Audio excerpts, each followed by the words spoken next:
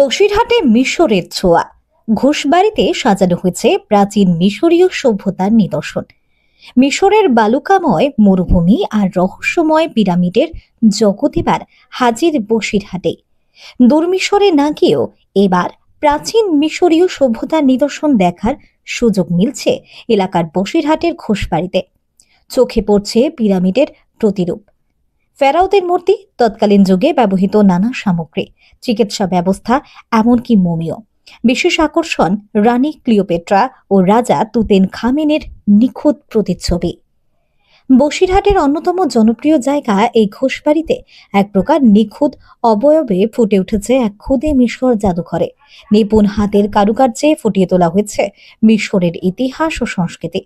একদিকে যেমন সাধারণ দর্শনার্থীরা মুগ্ধ হচ্ছেন, তেমনি ছাত্রছাত্রী এবং সাধারণ জ্ঞান পিপাসু মানুষদের কাছে এটি হয়ে উঠেছে এক অনন্য শিক্ষণীয় অভিজ্ঞতা। পিরামিড হয়েছে ঘোষবাড়িতে, এবার পিরামিড হয়েছে। হ্যাঁ, কি মিশরীয় সভ্যতা যেগুলো ছিল আগে, যখন মিশরীয় সভ্যতায় যেভাবে চিকিৎসা করা হতো, ওদের জীবনযাপন যেভাবে হতো, যে পিরামিডগুলো ছিল, ফেরাওগুলো ছিল, এই ধরনের কিছু বৈশিষ্ট্য ঘোষবাড়িতে তুলে ধরা হয়েছে।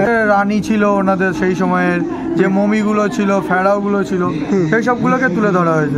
স্থানীয়দের দাবি, ঘোষবাড়ির এই অনন্য উদ্যোগ বসিরহাটকে এনে দিয়েছে এক বিশেষ সাংস্কৃতিক পরিচয়, যেখানে ইতিহাস, কল্পনা ও শিল্প মিশে গেছে এক অপূর্ব সেতু বন্ধনে।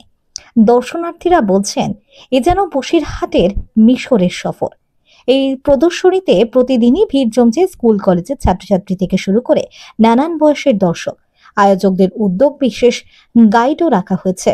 মিশরে যেতে হবে না, এবার ঘোষবাড়িতে আসলেই দেখতে পাবেন।